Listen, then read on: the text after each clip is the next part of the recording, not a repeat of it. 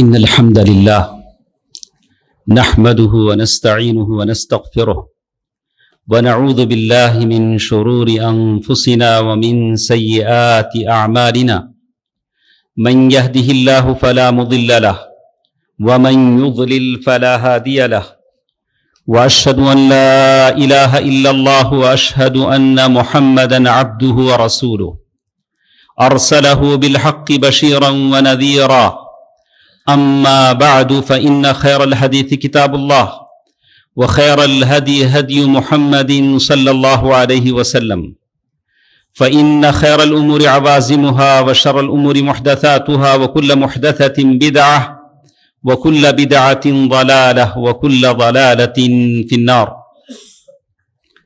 فأعوذ بالله من الشيطان الرجيم بسم الله الرحمن الرحيم والسابقون الأولون من المهاجرين والأنصار والذين اتبعوهم بإحسان رضي الله عنهم ورضوا عنه وأعد لهم جنات تجري تحتها الأنهار خالدين فيها أبدا ذلك الفوز العظيم. محترم حضرات، ماں اور بہنوں، نوجوان ساتھیوں، چھوٹے بچوں، جمعے کا یہ خطبہ ہے اور یہ شہر اللہ المحرم، محرم کا مہینہ ہے جسے اللہ تعالیٰ نے جس کی نسبت اپنی طرف کی ہے شہر اللہ، یہ اللہ کا مہینہ ہے. قرآن مجید نے اس کے بارے میں کہا فَلَا تَظْلِمُوا فِيهِنَّ أَنفُسَكُمْ، اس مہینے میں اپنے آپ پر معصیتوں سے، گناہوں سے ظلم نہ کرو. ہم کو پتہ ہے کہ انسان کی معصیتیں، گناہیں اس کا قدر گھٹا دیتی، اللہ کے پاس بھی اس کی قدر نہیں رہتی، اللہ کے بندوں کی نگاہوں میں بھی اس کی قدر نہیں رہتی. کبھی آپ کو لگتا ہے کہ میں اتنا حسین و جمیل ہوں، اتنا صحت مند ہوں، اتنا مالدار ہوں، میرے پاس اتنی ساری سہولتیں ہیں، اللہ کی اتنی نعمتیں ہیں، پھر بھی لوگوں کے دلوں میں کیوں جگہ نہیں بنا پاتا ہوں؟ میرے پاس کبھی علم کی دولت ہے، کبھی مال کی دولت ہے، کبھی ہنر کی دولت ہے، لوگ مجھ سے نفرت کیوں کرتے ہیں؟ تو اس کا سبب یہ ہے کہ ہمارے گناہ ہیں، ہماری معصیتیں ہیں، جس کی وجہ سے اللہ سبحانہ و تعالیٰ کے ہاں ہمارا وقار گھٹ جاتا ہے، اور کافر اور فاجروں کے ہاتھوں میں ہم مثل کھلونا بن جاتے ہیں. یہ وقار کیوں گھٹتا ہے؟ یہ صرف اور صرف ہمارے گناہ اور معصیتوں کی وجہ سے گھٹتا ہے. دوستو عزیزو، ماں اور بہنوں، سورۃ التوبہ آیت نمبر 200 میں نے آپ کے سامنے تلاوت کی. یہ مہینہ جب بھی آتا ہے تو مومن ہیں، مخلص ہیں، جو نبی صلی اللہ علیہ وسلم کی سنت پر عمل پیرا ہو کر روزہ رکھتے ہیں، 1 سال کے گناہ کی معافی ہو جاتی ہے. شیخ عبدالرزاق العباد حفظہ اللہ نے بتایا کہ ایسا کیوں ہے کہ عرفے کے روزے میں 2 سال کے گناہ معاف ہوتے ہیں اور اس روزے میں 1 سال کے گناہ معاف ہوتے ہیں. تو انہوں نے کہا کہ عرفہ ایسا روزہ ہے جس کا پہلا مہینہ بھی حرمت والا ہے، بعد کا مہینہ بھی حرمت والا ہے، اور یہ روزہ ایسا ہے جو صرف حرمت والا ہے. الگ الگ علتیں علماء نے بتائی. بہرکیف یہ مہینہ جب آتا ہے تو جو لوگ سچے مسلمان ہیں، مخلص مسلمان ہیں، وہ روزے کی دولت سے بہربر ہوتے ہیں، اللہ تعالیٰ کی سعادت اور قربت انہیں نصیب ہوتی ہے. اور جو لوگ ہدایت سے دور ہیں وہ اپنے ہی آپ کو تکلیف دیتے ہیں، زنجیروں سے اپنا خون خود بہاتے ہیں، اور جو اسلام نے انہیں حکم نہیں دیا وہ کرتے ہیں. فَلَا تَظْلِمُوا فِيهِنَّ أَنفُسَكُمْ. بہرکیف اللہ تبارک و تعالیٰ نے جو آیت میں نے آپ کے سامنے تلاوت کی ہے، کچھ ایسے بھی ہیں جو جن کے ذریعے سے ہمیں دین پہنچا ہے، وہ صحابہ کرام کی جماعت ہے. صحابہ کرام کی جماعت ہے جن کے ذریعے سے ہمیں دین پہنچا ہے. ہم قال اللہ قال الرسول پڑھتے ہیں، جن مدرسوں سے ہم پڑھ کر آتے ہیں ان کے در و دیوار میں یہی پڑھایا جاتا ہے. عن ابی ہریرہ رضی اللہ عنہ وہاں شیخ التفسیر، شیخ الحدیث، بہت سارے علماء کرام بستے ہیں جنہوں نے ہمیں پڑھنا سکھایا، اور ان سے جو ہم پڑھ کر آتے ہیں یہی حدیثیں پڑھ کر آتے ہیں، اور یہ حدیثیں انہی صحابہ سے مروی ہیں، مرویات صحابہ جنہوں نے یہ حدیث دین کو ہم تک پہنچایا ہے۔ ویسے صحابہ کے حق میں برا بلا کہنے والے بھی اس مہینے میں ہیں۔ صحابہ کرام کے تعلق سے غلط باتیں کہتے ہیں۔ ویسے کچھ لوگوں کو آپ بھی جانتے ہیں جن کا مستقل پیشہ یہی ہے کہ صحابہ کرام کی کیا کیا غلطیاں ہیں، انہوں نے ٹاپک بنایا ہوا ہے، موضوع بنایا ہوا ہے۔ کبھی علی رضی اللہ تعالی عنہ کے تعلق سے برا کہتے ہیں، اور آپ اچھی طرح جانتے ہیں، میں نام نہیں لوں گا، آپ اچھی طرح جانتے ہیں، اور آپ میں سے کچھ لوگ ایسے بھی جو بڑے شوق سے سنتے ہیں کہ تمل میں بڑا اچھا بولتے ہیں، نمبو انے رمبو نلہ سلوار، نمبو نلہ پیسوار، ہاں وہ خوش ہوتے ہیں، بولا تمل میں اچھا بولتے ہیں، بولا کہ تمل میں اچھا بولے، اردو میں اچھا بولے۔ جن صحابہ کرام کو گالیاں دیتا ہے، صحابہ کرام کے تعلق سے برا بھلا کہتا ہے، آپ سوچیں کہ آپ کا بھی تو کوئی ایمان ہے، آپ کا بھی تو کوئی ایمان ہونا چاہیے، کیسے آپ برداشت کر لے سکتے ہیں؟ ہر آدمی جو اچھا بولتا ہے وہ سننے کے قابل نہیں ہوتا ہے، جو قرآن و حدیث کے مطابق بولے۔ حق وہ ہوتا ہے جو حق پر چل کر اپنے آپ کو حق پرست بناتا ہے۔ اگر کوئی آدمی چلتا ہے تو اسی لیے وہ حق ہے، وہ صحیح نہیں۔ الحق لا يعرف بالرجال، الرجال يعرف بالحق۔ آدمی اس اصول کو ہمیشہ اپنے پاس رکھے۔ دوستو عزیزو، ماں اور بہنوں، جمعہ کا خطبہ بڑا مختصر ہوتا ہے، کچھ باتیں میں آپ کے سامنے رکھنا چاہتا ہوں اس آیت کی روشنی میں۔ یہ سورہ توبہ آیت نمبر 200 ہے۔ اللہ تعالیٰ نے بڑی تعریف صحابہ کرام کی ہے، والسابقون الاولون من المہاجرین والانصار، وہ پہلے جو لوگ ایمان لائے ہیں انصار اور مہاجرین میں سے۔ تو شروع اوائل اسلام میں جو لوگ اسلام لائے، اسلام کے لیے جو قربانیاں دیں، ان کی حیثیت الگ ہے، بدری صحابہ کی حیثیت الگ ہے، اور اس کے بعد تحت الشجرہ صلح حدیبیہ کے اندر جو صحابہ تھے ان کی حیثیت الگ ہے، حدیبیہ کے اندر ایسے الگ الگ صحابہ کرام کی حیثیت ہے، اور سب سے پہلی حیثیت اللہ کے نبی صلی اللہ علیہ وسلم کے بعد خلفائے اربعہ کی حیثیت ہے۔ تو ہم صحابہ کرام کو یہ کہتے ہیں کہ وہ افضل خلق اللہ، یعنی بعد الرسل، رسولوں کے بعد سب سے افضل مخلوق صحابہ کرام کی جماعت ہے۔ دوستو عزیزو، کچھ باتیں آپ کے سامنے مجھے کہنی تھی کہ سب سے پہلی چیز عظمت، اللہ تعالیٰ نے اس آیت میں ہی بات کہی، والسابقون الاولون من المہاجرین والانصار والذین اتبعوہم باحسان رضی اللہ عنہم ورضوا عنہ۔ یہ سب سے بڑی سعادت ہے جو صحابہ کرام کو ملی ہے، اللہ تعالیٰ ان سے راضی ہے۔ جنت کی سب سے بڑی نعمت اللہ کی رضا ہے۔ جیسے آپ نے حدیثوں میں سنا ہوگا، بڑے بڑے علماء کرام سے ہم سنتے ہیں، اللہ تعالیٰ سارے جنتیوں کو جنت میں داخل کر دیں گے تو اللہ تعالیٰ جنتیوں سے پوچھیں گے، اے جنتیوں تم خوش ہو؟ جنتیوں سے پوچھا جائے گا۔ دوستو عزیزو، ماں اور بہنوں، یہ ساری زندگی کے جو جھمیلے ہیں، زندگی میں ساری جو کوششیں ہیں، جو محنتیں ہیں، جو عبادتیں ہیں، گریہ ازاریاں ہیں، اور راتوں کا یہ اللہ کی یاد میں جو جاگنا ہوتا ہے، جنت ہی کے لیے تو ہوتا ہے۔ جنت اگر مل جائے تو اس سے بڑھ کر کیا چاہیے؟ جنت سے بڑھ کر کیا قیمت ہو سکتی ہے؟ جنتی کہیں گے، یا اللہ تو نے ہمارے چہرے خوبصورت بنا دیے، جنت کی نعمتیں ہمیں مل گئیں، اور جنت ایسی چیز ہے جس چیز کی خواہش کرو جنت میں موجود ہے۔ یہ دودھ کی نہریں، یہ شراب کی نہریں اور خالص پانی کی نہریں یہ بہ رہی ہیں، ایک ایک ہیرے میں ایک ایک محل اللہ تعالیٰ نے بنا دیا ہے۔ اور یہ جنت ایسی ہے جہاں کپڑے میلے نہیں ہوتے ہیں، جہاں غلاظت نہیں نکلتی ہے، وہاں صرف تسبیح ہی تسبیح ہے، سلام قول، فرشتے سلام کہتے ہیں۔ ایسی جنت اگر ہمیں مل گئی ہے تو ہم کو کیا چاہیے؟ ہم کو اس کے علاوہ کیا چاہیے؟ اللہ تعالیٰ کہیں گے کہ نہیں، اس کے علاوہ بھی میرے پاس تمہاری ایک نعمت اور ہے، ایک اور نعمت ہے۔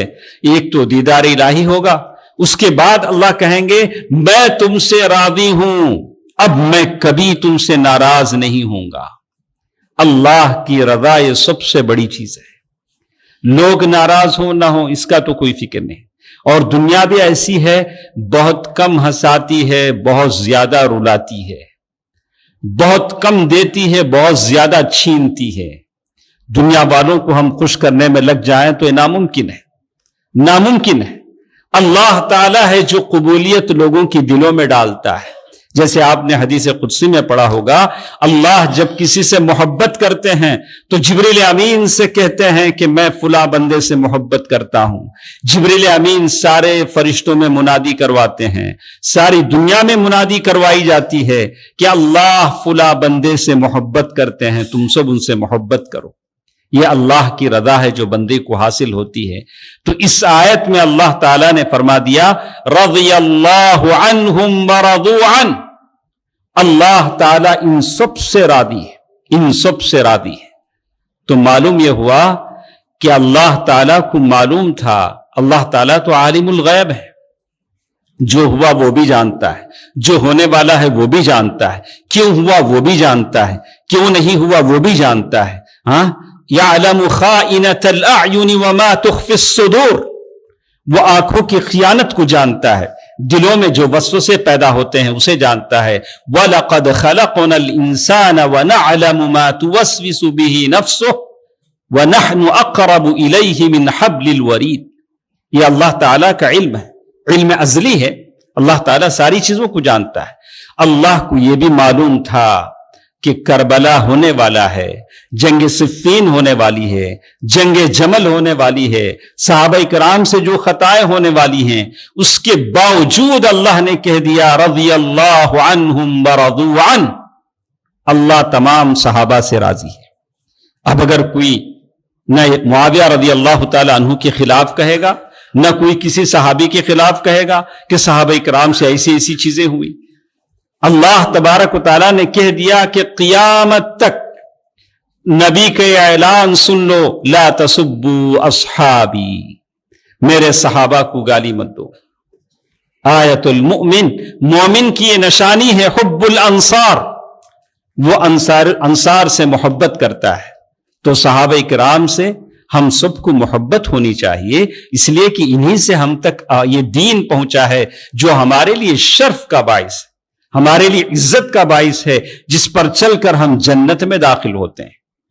تو اسی لیے علماء لکھتے ہیں، ابن تیمیہ رحمہ اللہ نے فرمایا ہے کہ کائنات کے انسان تو انسان، کائنات کے جمادات کو بھی، پتھر کو بھی، مچھلی جو سمندر میں ہیں ان مچھلیوں کو بھی صحابہ کرام کے فضل اور کرم کا احساس تھا۔ اس کی مثال علماء نے دی ہے کہ اللہ کے نبی صلی اللہ علیہ وسلم جب مدینے میں داخل ہوتے تھے تو احد کے پہاڑ کو دیکھتے تھے تو کہتے تھے ھذا جبل یحبنا ویحبہم، یہ جبل احد، ھذا جبل احد، یہ احد کا پہاڑ ہے جس سے ہم محبت کرتے ہیں، وہ ہم سے محبت کرتا ہے۔ آپ نے دیکھا کہ حدیث میں کہتے ہیں اللہ کے نبی صلی اللہ علیہ وسلم جب احد کی پہاڑ پر چڑھے، احد کا پہاڑ تھوڑا حرکت کرنے لگا، اللہ کے نبی صلی اللہ علیہ وسلم فرمایا اثبت یا احد، احد کے پہاڑ تھم جا، نبی و صدیق و شہیدان، تیرے اوپر ایک نبی ہے اور ایک صدیق ہے، ابو بکر صدیق رضی اللہ عنہ، اور دو شہید ہیں، عمر فاروق اور عثمان رضی اللہ عنہ۔ نبی انہیں اللہ کے نبی صلی اللہ علیہ وسلم نے ساری باتیں کہی، کہا کہ اس پتھر کو بھی احساس ہے۔ تو پھر کیسے لوگ ہیں جو صحابہ کرام کے تعلق سے غلط باتیں کہتے ہیں؟ اگر انفرادی حیثیت سے سارے صحابہ کرام کی سیرتیں اگر آپ پڑھیں تو کتنی مرتبہ آپ نے ابو بکر صدیق رضی اللہ تعالی عنہ کے تعلق سے سنا کہ نبی منبر پر کہہ رہے ہیں کہ میں نے ساروں کا حق ادا کر دیا سوائے ابو بکر کے رضی اللہ عنہ، اور مسجد کی طرف نکلنے والے سارے راستے بند کر دیے الا خوخت ابی بکر، سوائے ابو بکر کے راستے کے۔ اللہ کے نبی بیمار ہیں اور کہہ رہے ہیں کہ اس میرے مصلی پر ابو بکر ہی کھڑے ہو کر نماز پڑھائیں گے۔ ام المؤمنین عائشہ رضی اللہ تعالیٰ عنہ نے بڑی کوشش کی کہ ان کے ابا نہ ٹھہرے تاکہ لوگ نہ کہنے لگے کہ انہی کی دور میں اللہ کے نبی کا انتقال ہوا صلی اللہ علیہ وسلم۔ تو معلوم یہ ہے کہ ابو بکر صدیق رضی اللہ تعالیٰ عنہ کے تعلق سے ابن تیمیہ رحمہ اللہ نے قول نقل کیا عمر رضی اللہ تعالیٰ عنہ کا، قیامت تک آنے والے مسلمان قیامت تک آنے والے مسلمانوں کا ایمان ایک ترازو کے پلڑے میں رکھا جائے، ابو بکر صدیق رضی اللہ تعالیٰ عنہ کا ایمان دوسرے ترازو کے پلڑے میں رکھا جائے تو ابو بکر صدیق رضی اللہ تعالیٰ عنہ کا ایمان بڑھ جائے گا۔ اندازہ لگائیے کیسا ایمان تھا، کیسا ایمان تھا ابو بکر صدیق رضی اللہ تعالیٰ عنہ کا، جس کو جنت کے سارے دروازوں سے بلایا جائے گا۔ یہ ابو بکر کا ایمان ہے۔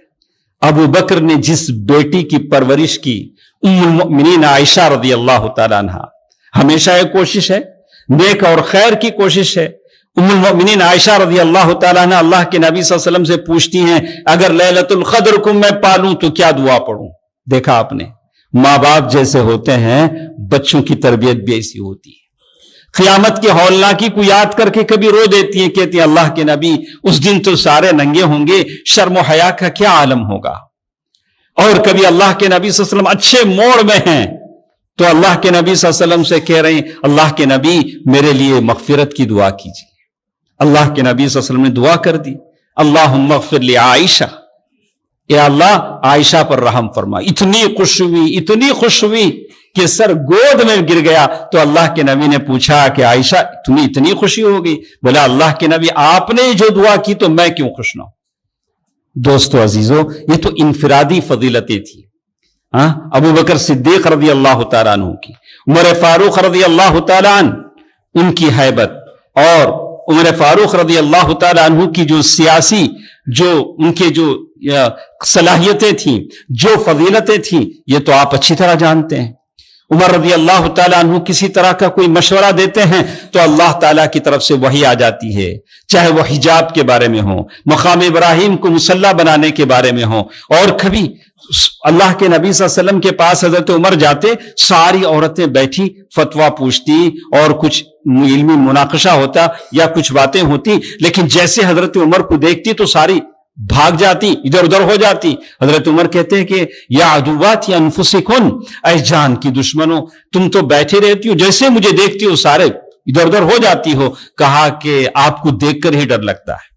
وہ ہیبت تو اسی کی کوشش تھی کہ ان مجوسیوں نے حضرت عمر رضی اللہ تعالی عنہ کو عین نماز کی حالت میں شہید کیا رضی اللہ عنہ۔ دوستو عزیزو، صحابہ کرام رضوان اللہ علیہم اجمعین ہیں، رضی اللہ عنہم ورضوا عنہ، جن سے اللہ تعالی راضی ہے۔ اللہ کی رضا تلاش کریں۔ علی ابن ابی طالب رضی اللہ عنہ، جن کے تعلق سے لوگوں نے مجھے بتایا کہ ایک آدمی ہے جو علی رضی اللہ تعالیٰ عنہ سے ایسے الفاظ استعمال کرتا ہے جو علی رضی اللہ تعالیٰ عنہ کی مناسب نہیں، کسی صحابی کی مناسب نہیں۔ علی تو وہ علی ہے رضی اللہ عنہ۔ خیبر کے موقع پر آپ نے دیکھا، خیبر کے موقع پر جب اللہ کے نبی صلی اللہ علیہ وسلم خیبر کے علاقے میں پہنچے تو وہاں کے یہودی قلعہ بند ہو گئے، ان کے قلعوں میں پانی تھا، کھجور تھا، اناج تھا، کئی دن تک باہر نہ نکلے۔ صبح صبح اللہ کے نبی صلی اللہ علیہ وسلم وہاں پہنچے اور فتح ہونا تھوڑا دیر ہو رہا تھا، فتح مندی نہیں مل رہی تھی، تو اللہ کے نبی صلی اللہ علیہ وسلم فرمایا کہ کل صبح میں اس آدمی کے ہاتھ میں جھنڈا دوں گا جو اللہ اور اس کے رسول سے محبت کرتا ہے، اللہ اور اس کا رسول اس سے محبت کرتا ہے۔ میرے بھائیوں اور بہنوں، یہ دعویٰ بڑا آسان ہے کہ میں کہوں میں اللہ اور اس کے رسول سے محبت کرتا ہوں۔ کمال تو یہ ہے کہ اللہ اور اس کا رسول مجھ سے بھی محبت کرے، اللہ اور اس کا رسول مجھ سے محبت کرے۔ اللہ بندوں سے محبت کرتا ہے، اشاعرہ کا عقیدہ اس کے خلاف ہے۔ وہ لوگ اللہ تعالیٰ کی محبت کو غلط تعویل پیش کرتے ہیں، وہ بات الگ ہے، لیکن ہم کہتے ہیں کہ اللہ تعالیٰ بندوں سے محبت کرتا ہے۔ اشاعرہ نے کہا کہ اللہ تعالیٰ بندوں سے محبت نہیں کرتا، جہاں جہاں قرآن میں آیت ہے ہم اس کی تعویل کرتے ہیں کہ اللہ بندوں کو جنت دیتا ہے، یہ اشاعرہ کا۔ لیکن اہل السنہ والجماعہ کا عقیدہ ہے کہ اللہ تعالیٰ بندوں سے محبت کرتا ہے۔ صحابہ کرام کی طرف دیکھیے، کہتے ہیں کہ ساری رات ہم اسی کشمکش میں رہے کہ کون ہم میں ایسا ہے جس سے، جو اللہ اور اس کے رسول سے تو سارے محبت کرتے ہیں، اللہ اور اس کا رسول اس سے محبت کرتا ہو۔ فجر کی نماز ہوئی، سارے صحابہ کی کوشش تھی کہ اللہ کے نبی صلی اللہ علیہ وسلم مجھے بلائیں گے یا میرے ہاتھ میں جھنڈا دیں گے، لیکن اللہ کے نبی صلی اللہ علیہ وسلم نے کیا کہا؟ علی رضی اللہ عنہ کہاں ہیں؟ ابو تراب کہاں ہیں؟ بتایا گیا کہ ان کو آنکھ میں تکلیف ہے، ان کو بلایا گیا, اللہ کے نبی صلی اللہ علیہ وسلم نے اپنا تھوک لگایا, لعاب دہن, منہ کا تھوک لگایا, تو کہتے ہیں کأن لم یکن, ایسے ہو گیا جیسے کوئی تکلیف تھی ہی نہیں. سبحان اللہ, سبحان اللہ. یہ اللہ کے نبی صلی اللہ علیہ وسلم کا ہاتھ تھا, یہ اللہ کے نبی صلی اللہ علیہ وسلم کے ہاتھ کی وہ برکت تھی جو اللہ تعالیٰ نے عطا کی تھی. اسی لیے آپ نے دیکھا ہوگا, حدیثوں میں پڑھا ہوگا, ام المؤمنین عائشہ رضی اللہ تعالیٰ عنہ فرماتی ہیں کہ سکرات الموت میں, موت کے اس بیماری میں جس میں اللہ کے نبی صلی اللہ علیہ وسلم کی وفات ہوئی, میں پڑھتی تھی معوذتین سورہ پڑھتی تھی, اللہ کے نبی صلی اللہ علیہ وسلم کے ہاتھ پر دم کرتی تھی, اللہ کے نبی صلی اللہ علیہ وسلم کے ہاتھ سے ان کے جسم پر مسح کرتی تھی, اس لیے کہ میرے ہاتھوں سے نبی کا ہاتھ بابرکت تھا صلی اللہ علیہ وسلم. دیکھا آپ نے, یہ اللہ کے نبی صلی اللہ علیہ وسلم کہہ رہے ہیں, اور لعاب ایسے لگایا کہ آنکھ کی تکلیف ختم ہو گئی, اور جھنڈا دیا, جھنڈا دینے کے بعد کہا انفض علی رسلک, یعنی اللہ کا نام لے کر چلو, جلد بازی میں نہیں, اطمینان کے ساتھ, صبر و سکون کے ساتھ, ان کے جگہوں میں, ان کے میدانوں میں اترو. اترنے کے بعد کیا کرو؟ سب سے پہلے انہیں اسلام کی دعوت دو. سبحان اللہ, سبحان اللہ. شیخ محمد بن عبد الوہاب رحمہ اللہ نے کتاب التوحید میں ایک باب ہی سلسلے میں باندھا ہے کہ اللہ تعالی کی دعوت دینا یہ آپ پر میرے اوپر فرض ہے. آج جیسے کچھ ملک کے حالات ہیں, اس سے ہم کسی کو دوش نہیں دے سکتے ہیں. اللہ نے ہمیں مسلمان بنایا ہے, ہمارا ایک مقام بنایا ہے, اس مقام کو ہم اپنے ہاتھوں سے کھو رہے ہیں. اللہ تعالیٰ کے نام کی بلندی نہیں ہو رہی, اللہ تعالیٰ کے نام دین کی سربلندی کے لیے ہم کوشاں نہیں ہیں, تو پھر تو یہ نتیجہ ہونا ہی ہے, ہماری یہ درگت بننی ہی ہے. جس دن ہم نے اس کام کا عزم کر لیا کہ اللہ تعالیٰ کے دین کو ہم سربلند کر کے رہیں گے, تو اللہ تعالیٰ ہمیں وہ سربلندی عطا کرے گا جو صحابہ کرام کو 50 سال کی مدت میں عطا ہوئی. صرف 50 سال کی مدت میں زمین کے کونے کونے تک اسلام کا پیغام پہنچا. اللہ کے نبی صلی اللہ علیہ وسلم نے کیا کہا؟ ان کے میدانوں میں اترو تو ان کو سب سے پہلے کہو اسلام کی دعوت انہی دو, اسلام کی دعوت انہی دو. اسی لیے شیخ محمد بن عبد الوہاب رحمہ اللہ نے جب اس بات کو شروع کیا تو کہا ہم جانتے ہیں کہ توحید کی کیا فضیلت ہے. جب اس فضیلت کو ہم جانتے ہیں تو اس دولت کو اپنے سینے میں سجائے ایسے بیٹھے نہیں رہیں گے. ہم چاہیں گے کہ سارے ہمارے ساتھ جنت میں چلیں. پہلے اپنے گھر سے شروع کریں, میری چہیتی پیاری بیوی میرے ساتھ جنت چلے, میرے پیارے بچے میرے ساتھ جنت چلیں, اور پھر میرے جو اڑوس پڑوس کے لوگ ہیں, جو میرے ساتھ بستے ہیں, اس ملک کے جو لوگ ہیں وہ اپنے ساتھ جنت چلیں. تو اسلام کی دعوت پہنچانا آپ کی میری ذمہ داری ہے. لیکن کیسے پہنچائیں گے؟ ویسے جیسے رسولوں نے پہنچایا اسی منہج پر پہنچائیں گے. دعوت کا جو منہج ہے, جو اسلوب ہے, بالموعظۃ الحسنہ وجادلہم باللتی ہی احسن, اچھے اسلوب کے ساتھ, ویسے جیسے نبی نے پہنچایا. قولوا لا الہ الا اللہ تفلحون تملک العرب والعجم. دوستو عزیزو, اللہ کے نبی صلی اللہ علیہ وسلم نے حضرت علی رضی اللہ تعالیٰ عنہ سے کہا کہ دیکھو انہیں اسلام کی دعوت دو, ساتھ ساتھ یہ بھی بتا دیا کہ اگر ایک آدمی بھی کلمے سے بہرور ہو جاتا ہے تو سرخ اونٹوں کی دولت سے بہتر ہے. یہ ہم اپنے بچوں کو سکھائیں. ہماری زندگی کا مقصد یہ ہے کہ اللہ کی سرزمین پر اللہ کے دین کا بول بالا ہو, اللہ کا دین پھلے پھولے, زمین پر امن و امان ہو, زمین پر خون ریزیاں نہ ہوں, زمین میں ہلاکتیں نہ ہوں, سب لوگ امن کے ساتھ چلیں, امن کے ساتھ, اس لیے کہ اسلام کا نام ہی تو امن ہے. دوستو عزیزو, اللہ کے نبی صلی اللہ علیہ وسلم نے حضرت علی رضی اللہ تعالیٰ عنہ سے یہ نصیحت کی, اور آپ نے دیکھا حدیث میں پڑھا ہوگا کہ چلے نکلے اور مرحب کا مقابلہ کیا, اور پھر وہاں سے اللہ تعالیٰ نے فتح مندی عطا کی. تو یہ صحابہ کی انفرادی فضیلتیں تھیں.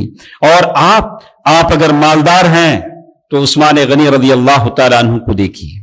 عثمان غنی رضی اللہ تعالیٰ عنہ کو دیکھیے کہ کیسے وہ عثمان غنی رضی اللہ تعالیٰ عنہ اللہ کے نبی صلی اللہ علیہ وسلم نے جیش العسرہ کے موقع پر جب کہا کہ کون ہے اس کے لیے مال خرچ کرے جنت کی بشارت میں اسے دے دو، عثمان غنی رضی اللہ تعالی عنہ نے وہ درہم و دینار لائے اور غالباً 10,000 یا اس سے بھی بڑھ کر وہ لائے، اللہ کے نبی صلی اللہ علیہ وسلم ممبر پر چڑھے، اسے اپنے گود میں پھیلایا اور اسے اچھالتے رہے اور کہتے رہے ما ضر عثمان، آج کے بعد عثمان کوئی عمل نہ بھی کرے تب بھی اس کے لیے جنت ہے، اس کے لیے کوئی نقصان نہیں ہے۔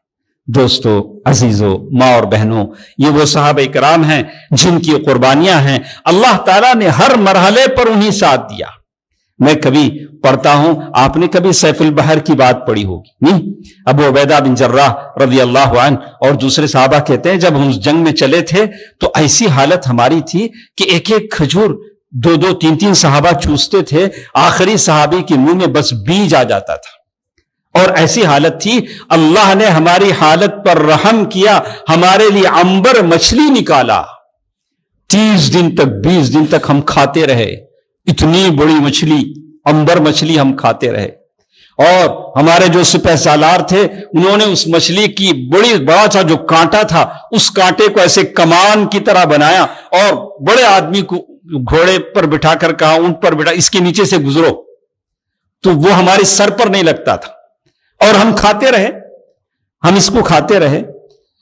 تو یہ اللہ کا کرم تھا ان صحابہ کرام پر رضی اللہ عنہم اجمعین۔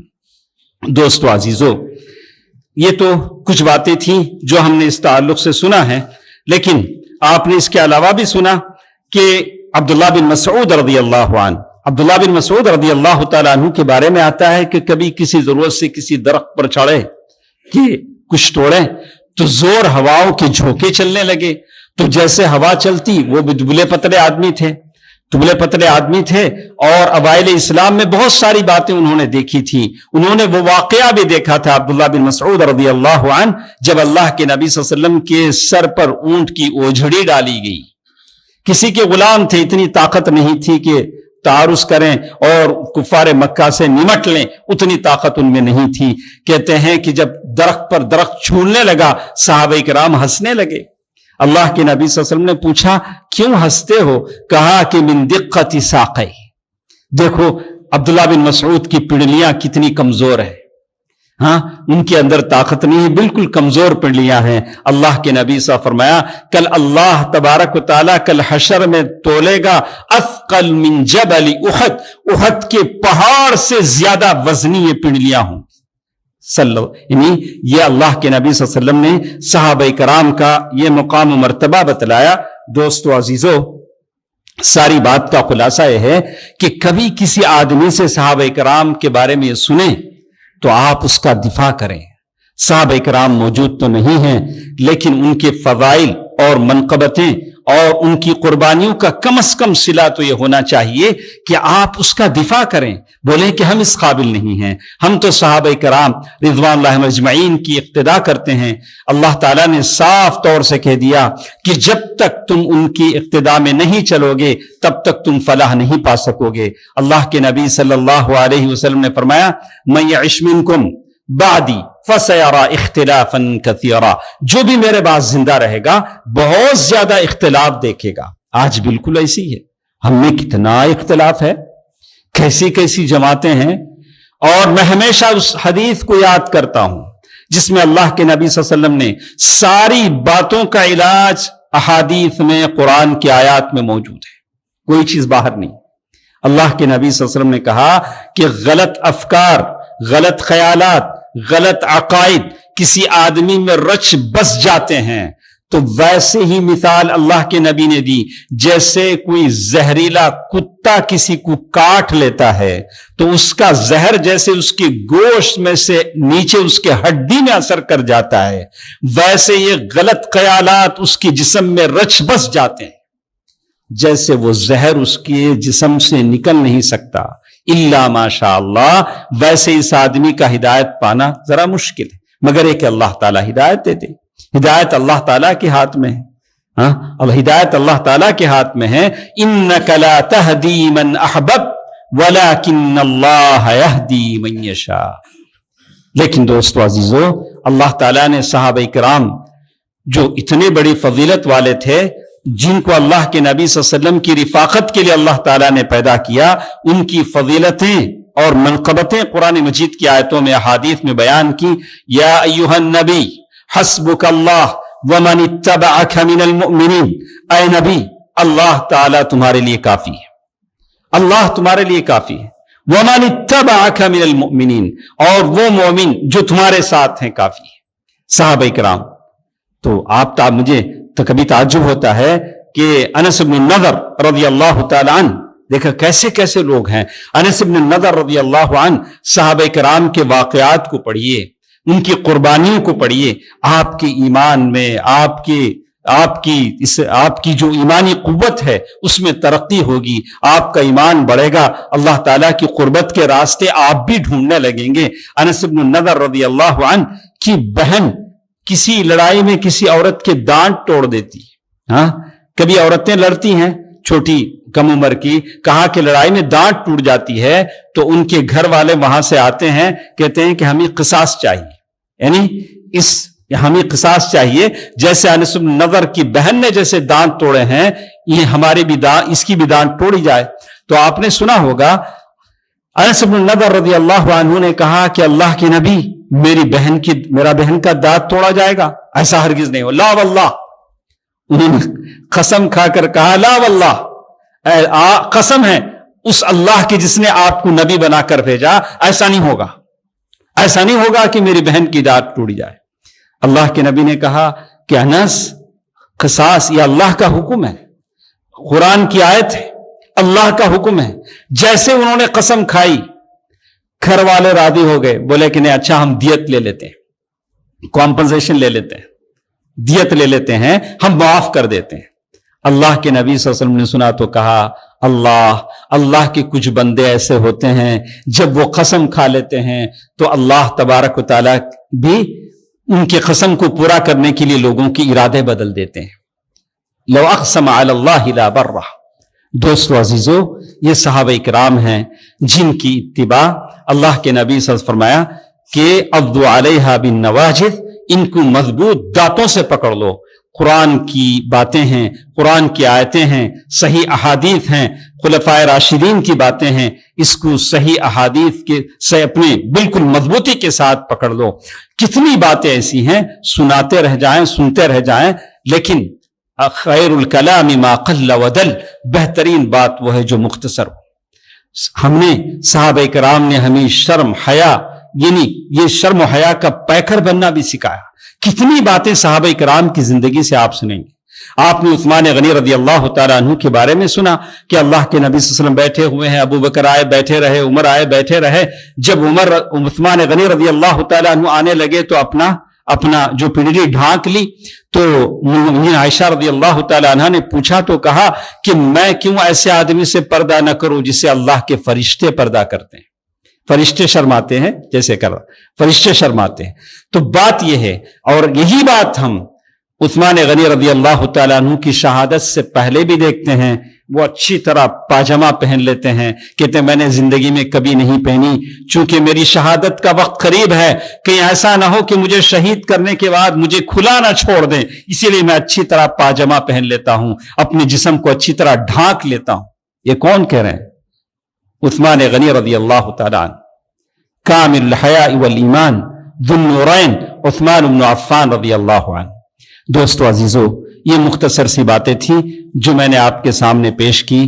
ہمیشہ اپنی زندگی کا یہ مقصد بنا لیں جس مقصد کے لے کر صحابہ کرام نے اپنی زندگیاں اللہ کے راہ میں قربان کر دی، اپنی بیویوں کو بیوہ بنایا، اپنے بچوں کو یتیم بنایا۔ کل آخرت میں حشر کے میدان میں ان سے ہمارا سامنا ہوگا۔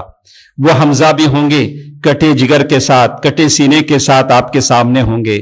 خباب اور ایسے بہت سارے صحابہ ہوں گے جنہوں نے قربانیاں دی ہیں، ان کا سامنا بھی تو ہمیں کرنا ہے۔ تو یہ دین کی ذمہ داری میرے اور آپ کے کاندھوں پر ہے۔ اللہ سے دعا کریں کہ اللہ نے جو زندگی ہمیں دی ہے، اس زندگی میں اللہ کی اس دین کی ہم خدمت کریں، خادم دین بنیں۔ دوسری کسی چیز کی فرصت ہمیں ہو نہ ہو، لیکن زندگی کا اصل مقصد ہمیں دین کی سرفرازی ہو۔ اللہ تعالیٰ یہ توفیق مجھے اور آپ کو عطا فرمائے۔ اے الہ العالمین، جتنے ہمارے ساتھ موجود ہیں سب کی دعاؤں کو شرف قبولیت عطا فرما۔ یا اللہ غزہ اور فلسطین کے مسلمانوں کی مدد فرما۔ یا اللہ عالم اسلام میں جہاں جہاں مسلمان مجبور ہیں، مقہور ہیں، مظلوم ہیں، یا اللہ ان تمام کی مدد فرما۔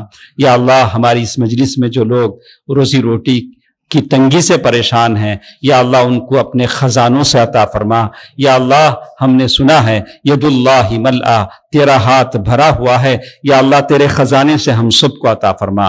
یا اللہ جو لوگ اپنی بیماریوں کو لے کر پریشان ہیں انہیں شفاء کلیہ عطا فرما، شفاء عاجلہ عطا فرما۔